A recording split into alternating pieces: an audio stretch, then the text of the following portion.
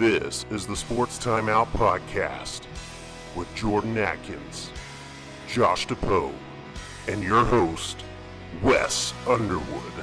Welcome to the Sports Timeout Podcast, brought to you by Fins. If you're looking for someone to cater your game day or just want to plan a night out with that special someone, visit finsjoplin.com for more information. Wes Underwood flying solo this week once more. Yes, that means no J Squared this week due to Christmas break. But I welcome you into our star-studded show to end the year. Lots to get to, so we will open up with the NBA. Still a lot of Harden drama, and they, along with the Nuggets the other night, looked ugly, despite a high-scoring affair.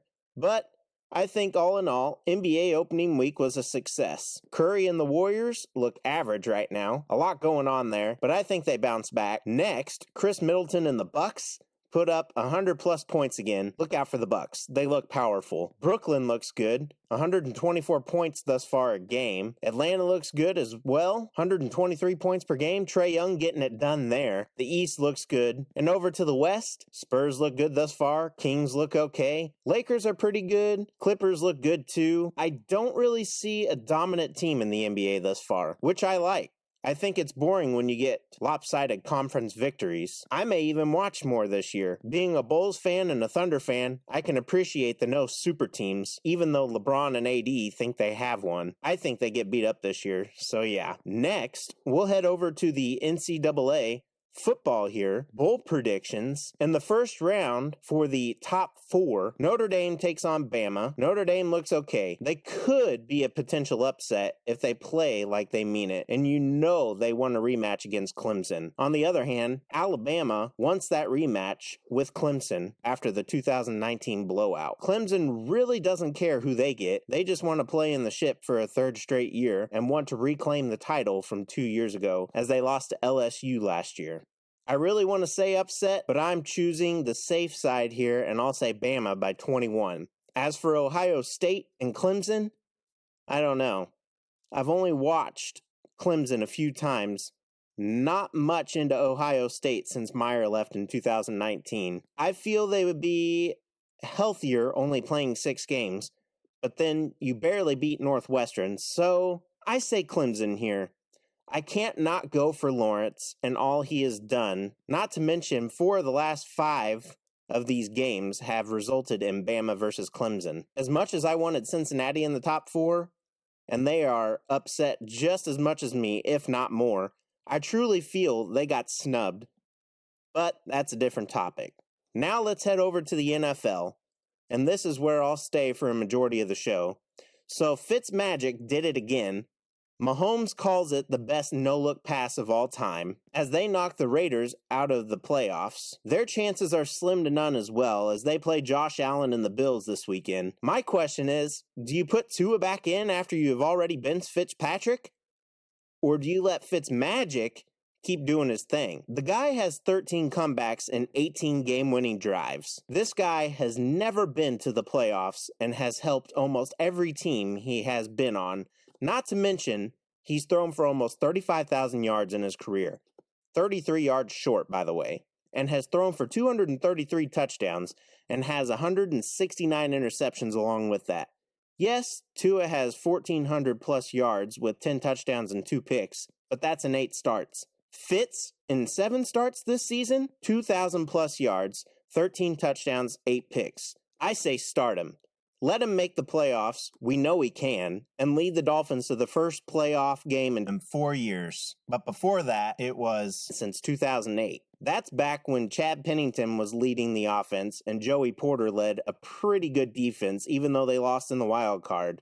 I think this team with Fitzmagic can pull off a wild card stunner. Continuing in the NFL, it was announced on December 15th that Nickelodeon and CBS will be teaming up to air a 4:30 Eastern slot wild card game. This became big on Twitter over Christmas weekend, so I did some research, and here it is.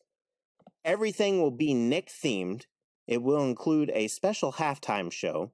There will be guest reporters and more. Play-by-play will be done by Noah Eaglewill and will be joined by the CBS sports analyst Nate Burleson and Nick star Gabrielle Neve-Green. And for the people at home wondering, yes, SpongeBob will have a game countdown show, which will be hosted by Von Miller, which will also highlight SpongeBob's best sports moments. They will also have appearances by Jim Nantz and Tony Romo. This leads to my big question. With COVID restrictions and whatnot, could the Wild Card halftime show include SpongeBob's Super Bowl performance from the show? I hope it happens after the dud from the 2019 Super Bowl with Maroon 5's teaser. It would only make things right. Moving on, though, it's time for the 2-minute warning brought to you by Carl Richards 4th Street Bull. If you're looking for something to fill your spare time, go see Will and his crew at 4th Street Bull, Joplin, Wednesdays from 6 to 10 p.m. for 90s night, where games are just 90 cents. So this week, we will do our playoff predictions. This being the last week before Wild Card Weekend, we will give our teams to get in the 4 through 7 spots, AFC and NFC. Starting in the NFC, I'll start with the Washington football team. Finally got rid of Haskins, starting Smith. He's been here before. Washington wins the East. They get the 4 spot. 5 goes to Tampa and 6 goes to the Bears and 7 to the Cardinals. That's who I'm sticking with. Over to the AFC, 4 spot, I think the Steelers drop to the 3 spot. Bills go up to the 2. The Titans claim the 4 spot, and the Dolphins keep the 5 spot. Ravens get the 6, and Browns lose the 7th spot, and the Colts take it. This is my playoff prediction. We will finish out with the local sports update brought to you by Jefferson's in Joplin. Come on out for Free Pickle Fridays. All you have to do is color a dollar bill and you'll receive a half order of fried pickles free. So stop by and see Rachel and her crew. Opening up with local basketball, I sat down with local COC head boys basketball coaches in the area. So here are the interviews. First up, we will talk with Joplin head coach Jeff Hafer. How are you, sir? I'm doing great. Thanks for having me. Yeah, not a problem. Our pleasure. Now, last year, your boys won the COC and their second district championship in 3 years. Is district championship the goal now, or is it just game by game with this group? Well, I think even last year and 2 years before, and it's been game by game. We have goals, certainly, as a team and individually, but we have a lot of new kids that are playing varsity basketball for the first time, and they're kids that have seen success in a lot of different areas, kind of like our previous group that had success in multiple sports. Yes. But this group has really shown up and worked hard. We finished going into the break with a really good road win at Parkview and learned some things about ourselves. And that's kind of where this group is at right now, with only one returning starter and one returning varsity player, really. This group has really done a good job of showing up every day and working, and we're still in the process of kind of figuring out who's where and things like that. Even in this first part of the season, you kind of take it in quarters here. We've got the first quarter of the season over, and then we kind of enter into that tournament / conference section here in the next 2 quarters before you get to districts. So I'm excited. This group's a fun group to coach. They have a lot of potential, and they're answering the bell every day. And you mentioned that you lose Allen, you lose Westmoreland, you lose Zay, you lose Tommy, but you keep Always, who's a good core player to play around, and then you have Simmons. You gain Allright and Renfro. I think you have the potential for at least a COC championship repeat at the moment, maybe even further, depending on how well they click, kind of like what you said there. And despite a very tough Webb City team, Nixa, Neosho right now, and Republic, I mean, do you agree here on the COC part? I mean, I know those are some tough teams, but I think these kids could pull it through. Yeah, I mean, I think our group is capable of a lot of things. I think it's going to be a long process this season. Nixa is a very good basketball team. Republic, Ozark, you go down the line in the COC. Obviously, Webb City is is playing very well, and they've got a lot of kids back that Webb City just is a hard matchup for a lot of people. They score the ball in so many different ways, and I think I think we are unique as well. I think the way we match up with people, I think we have some unique matchups that make it difficult for us to guard. Or for them to guard us on one end of the floor. But it can be pretty difficult. Nixa, we've already played once this year, and they beat us up pretty good inside, and we're going to continue to work on that. But the COC is just tough. I mean, for anybody to feel like they've got a handle and can come in and win the COC is a bold statement. So I think we'll be certainly in games. I feel like the Parkview game was a really good litmus test for us because we played a really good team on the road, took control, played well, had some adversity down the stretch, and were able to find a way to win the game. So we did that against Parkview. We did that against Pittsburgh. And as these kids continue to gain experience at the varsity level, winning close games is going to be essential. And that's what the group before them did have experience with.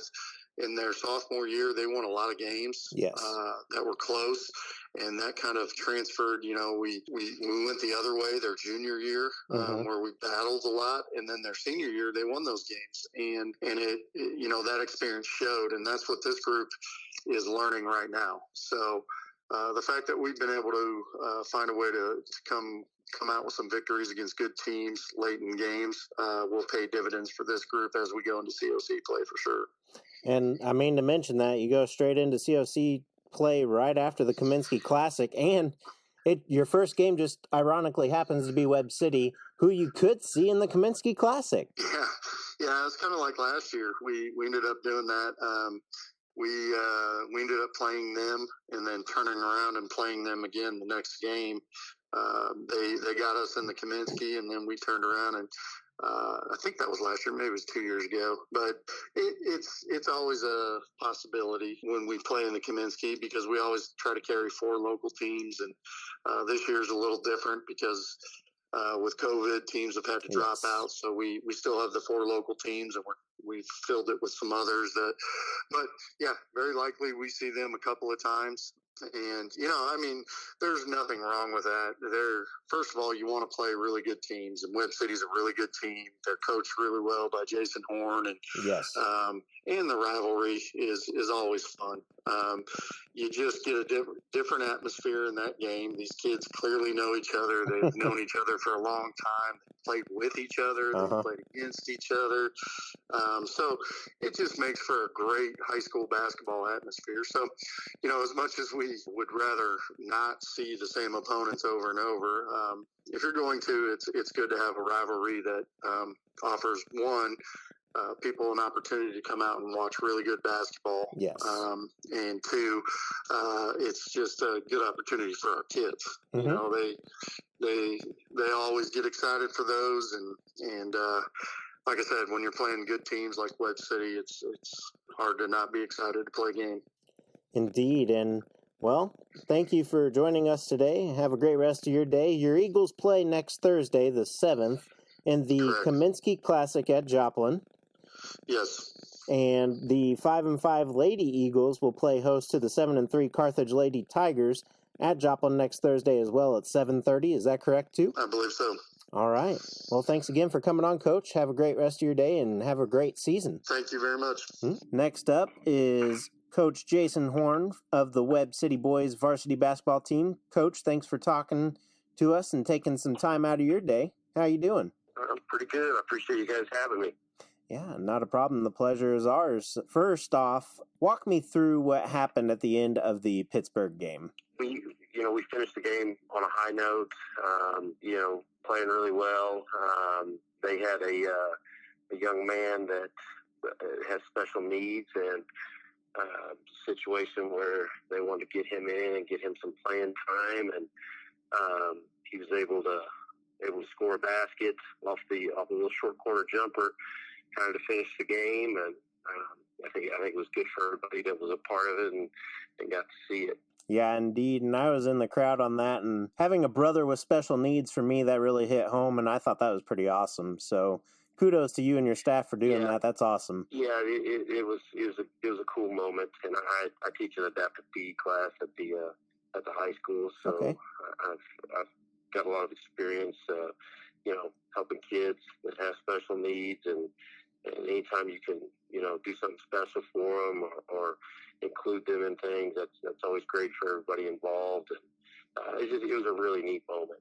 It was indeed. And so once again, you have your boys off to a great start to begin the season, and you return 4 of your 5 starters from last year's deep playoff run. That being said, I have to ask this as well. How weird was it to finish the season last year the way that it ended? Not just with the loss, but just only having parents there and... Yeah, it was just a strange, almost an eerie feeling when you went into the gym. You've worked for that moment. Mm-hmm.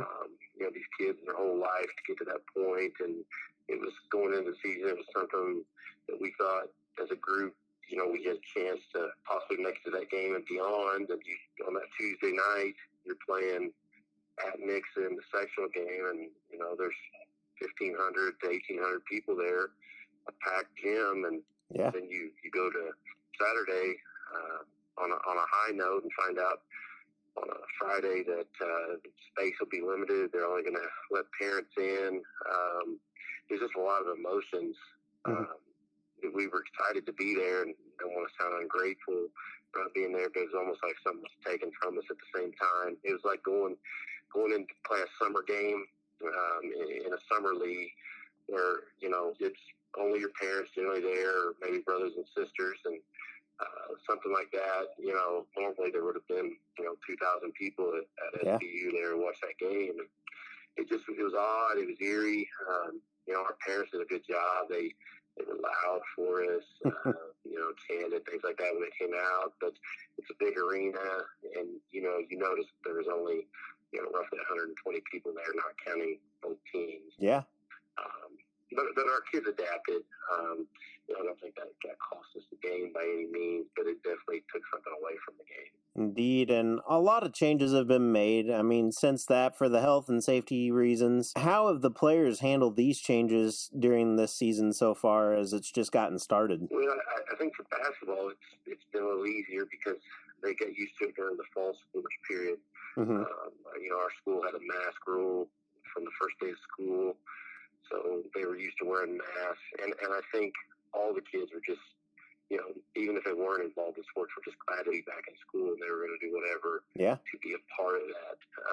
It got to a point where I think, we were all so isolated, and we needed that, that companionship and that attention that your peers give you, and just being around other people. So our kids kind of got used to it in the fall. Our administration put together a really good plan, and our staff and really our whole athletic department has done a really good job of, following through with the plan. So we haven't had a lot of outbreaks or anything like that. And I think a lot of that's due to sticking to the plan. The kids have been good about it, and their parents have been really good about it. The community's done a great job of, if the child is sick, to keep them away until they know a little bit more what's going on with them. So I think that's helped us out a lot. Indeed. And, my last question here for you. You have the Kaminsky Classic coming up first to possibly get that rematch against Joplin. Last year's COC champs, but then COC play right after that against Joplin at the Dome this year again. Are your boys excited for this potentially high-scoring affair? Oh, yeah. Any chance you have to play against a rival, especially Joplin, it always... There's just a little more added to it, and our kids are always looking forward to it. It is a weird situation. We had it happen 2 years ago when we had to play them in the Kaminsky. We played them in the third-place game and were able to get a win that year, and then we turned around and 2 days later, and they were able to beat us for the conference game. So that side of it's tough. That's almost like kind of like an NBA playoff atmosphere. Yes. When you go into that, you're playing back-to-back, so you get a little more familiar with each other. But our kids always look forward to playing Joplin. I know their kids look forward to it.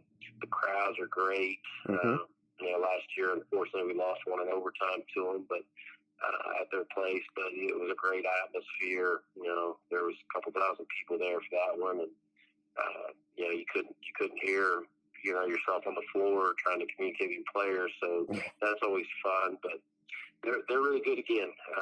They've got a chance to compete top end of the league again, just like we do, and it'll have big conference implications. And it'll help both teams as they go into the playoffs. They're Class 6. We'll be going into Class 5. Anytime you can play a good opponent, it prepares you to make that deeper run. And teams like them playing those guys helped us last year as we made that run. Well said. And, thanks, Coach, for coming on the show. And the Webb City boys will play in the Kaminsky Classic next Thursday. Further information for this to follow later. As for the 3-2 Webb City Lady Cardinals, they will play host to Parkview next Monday the 4th at 7:30 p.m. We will now be joined by Neosho boys basketball coach Zane Culp. Coach, how are you? I'm doing well. You have your team off to a great start thus far. I guess the question is, are your boys ready for COC play? Well, that's just something you kind of work into. We don't have, so like a lot of teams, they build up their schedule early in the season to try to get ready for conference play. But us, it's kind of, we're not going to get better competition early in the season more than we do in the COC. But this holiday tournament, and then we're going to a tournament in Oklahoma. We're going to facing some tougher teams as we go there to prepare ourselves. And you have a very tough opponent to start with in Republic, who is currently undefeated. And I know you hear this all the time, and well, it's kind of true. I mean, you have to beat Webb City, you have to beat Joplin, and as of now, you have to beat Republic. I've also heard Nixia's pretty good. Yeah, to be completely honest, I don't feel there's really ever an off night in the COC. That's kind of cliche of what people say, but it is true. I honestly feel like you could play in the middle of this conference season, you could play 5 good games in a row and be 0-5 as the competition said, or you could, or you play an average game, not even a bad game, and you get blown out. Like that's just how it is in the conference play, especially the COC. So, but like you said, Republic off the bat, who I think is the top, definitely top half, could be top 1, 2, 3 team with how they're playing and how well they're coached. So, it would be a good testing for us right out of the gate to see where we're at. And now you finished last year at 500 on the season, and you ended the season with a 64-57 loss to Webb City in what I thought was a very well-matched game. I mean, you returned 3 seniors from that squad in Austin, Brody, and Flynn, as well as 3 juniors in Duncan, Lee, and Wernicke. A young but experienced team. Is that fire to get your team ready for the postseason run this year? Yeah, I think so. We've had several sophomores step in as well, with Brock Franklin, Isaiah Green, and Carter Finsky and River Brill all giving us good minutes as well. So like you said, it's a young team. The seniors are pretty experienced on top, with some of them playing 3 years of varsity, but really the juniors and sophomores haven't had much of any varsity experience. So we're learning as we go, but the seniors are leading the way really well. And I think, this year Webb City's not in our district, which, that's been a really good rivalry. Like you said, we barely lost to them. And then 2 years ago, we lost to them in double overtime by 2. Yeah. So, that's been an even match, and we're excited for our game with them, conference game with them this year as well. Well, Coach, thanks for coming on and taking some time out of your day. Best of luck to you guys the rest of this season. Thank you. The Neosho boys will hit the road next Tuesday, the 5th, at East Newton. Game time is set for 7 p.m. As for the Lady Wildcats, they will head to the Locust Grove Invitational from January 7th through the 9th. More information about that on next week's show. We continue on our path of local COC boys basketball coaches, and as we bring in Carl Junction's head coach, Justin Polk. Hello, sir. How are you? I'm doing great. Just enjoyed the holidays with my family and my wife and kids, and was back in the gym this morning at practice. Awesome. How did that feel? It's good. It's always good to get away for a little bit, give the kids some time with their families, but you're always anxious to get back in the gym and get them off the couch a little bit, get them moving again, and getting ready for the season. Indeed. And, let's get started here. You spent the last 5 years as an assistant. Has much changed for you as you prepare for your boys to play in the COC in January, or do you treat it the same as years past, since you already have some familiarity there with your players? Obviously, as you move a seat over and you become a head coach, you obviously have more responsibilities and things that you have to prepare and get ready. So I feel like there's a lot more on my plate than there has been the last few years. But like you said, it's really nice because I know a lot of these kids, and I've been coaching these kids, a lot of them from they were freshmen and even some when they were even in junior high. So it is a nice familiarity with them and the coaching staff that we kind of know each other. Yeah. And we kind of know what to expect. And speaking of the COC action, you guys open up your COC play on January 12th at home against Carthage. Are your boys excited for this rivalry? We are. We played Carthage earlier in the Carthage tournament. And we lost the close battle by 6 points. It was one I thought we fought hard, but we didn't finish. And we're excited. We haven't played a home game yet, so this will be our first home game in front of our home crowd. And it opens us up in the COC. And Carthage is a good team. It's the kids know each other. We know it's going to be a battle, but we're excited for the opportunity. And I know you've probably already heard this, but you're in a conference with powerhouses as of late. Webb City, Joplin wins the COC last year. Neosho's looking good. Carthage, as you just mentioned, they're pretty good too. And as of now, Republic is even in the mix as they're undefeated. As a first-year head coach, how do you acclimate yourself to the COC and its toughness? Well, and you haven't even mentioned Nixa and Ozark and Willard to add to it. I mean, I'm pretty familiar with the COC. I'm actually from Branson and played in the COC, and that was years ago, but I've always thought it was a really good basketball conference. I think it's one of the top basketball conferences probably in the state. I think it gets better every year. It has a lot of great coaches and a lot of great talent. It does. In difficult places to play. I think that the schools do a really good job with their basketball atmospheres in the COC. So we know, being in the COC that you have to respond night in, night out. And you have to be ready to compete. And we want the kids, we tell our guys, we need to do what we do really well and be ready to play every night. It doesn't matter who's on that schedule. When we're in conference time, it can be brutal. It really can. But you got to be prepared. Got to play every night. Well said. Well said. Well, thank you for coming on the show, sir. Best of luck to you and to your team the rest of this season. And Carl Junction will continue play next week on January 4th at Mack County. 7:30 p.m. is tip-off there. And shortly after that, as well in the Kaminsky Classic. More details to come on that. As for the Carl Junction Lady Bulldogs, they travel to Mack County next Monday, boasting a 5-2 record. Game will begin at 6 for them there. So, well, we appreciate it. Thanks for letting me come on, and go Bulldogs. Awesome. Thank you so much. Our last stop in local COC boys basketball is Carthage, and we bring in second-year head coach Nathan Morris. Welcome in, sir. How are you? Oh, doing all right. How about yourself?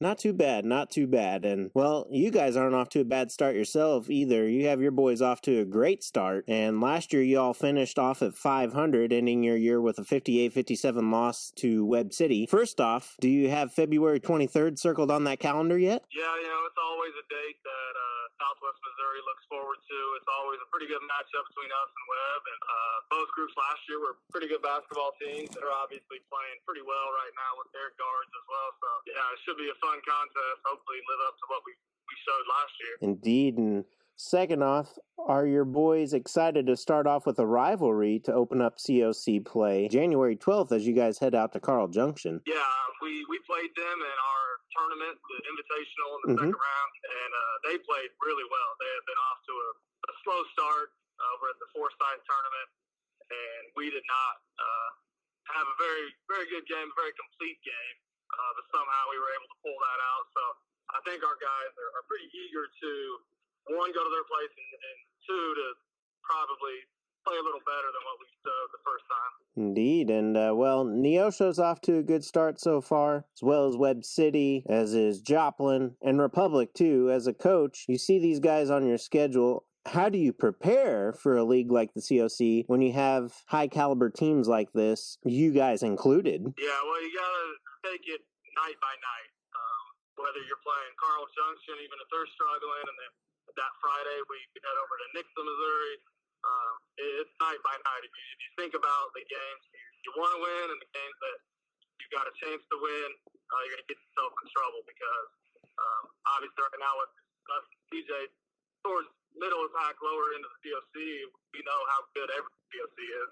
Yes, and so you returned 6 seniors. Does this help you as a coach, knowing you have the players who have been there in big games before? Well, we lost a really, really good senior class last year with our big man Alex and our experienced point guard Terrace. Mm-hmm. Right now, we're currently with 4 seniors. One decided it wasn't in his best interest to stick around with us, so we're down to 4, and only 2 of those are starters for us. So outside of that, we're really hoping that those seniors help bring along our other young 4 guys that we have. And some of them aren't the most experienced guys at varsity level. Patrick Carlton being the only one that has had any starting experience. So the whole crew as a whole is very young. Indeed. And Coach, we want to thank you for coming in. We'll let you go here. You guys have your tournament to get off to, and we thank you for joining us. Good luck on the rest of your season. Carthage boys will travel to Stratford next Tuesday. Game time is set for 7:30 p.m. The Lady Tigers, they will take on Stratford as well. Their game will be played at 6 p.m. All these games are pending due to the fluid change of the schedule from COVID-19. We finish out with the local college basketball action here. As for Pitt State men's basketball, they will host Baker today at 2 p.m. in an exhibition game, pending COVID tests. And then this Saturday, January 2nd, both men's and women's basketball will play host to Northwest Missouri State. Tip-off for the doubleheader begins at 1:30 p.m. with the Lady Gorillas, followed by the men at 3:30 at John Lance Arena. Well, I can hear the music yet again.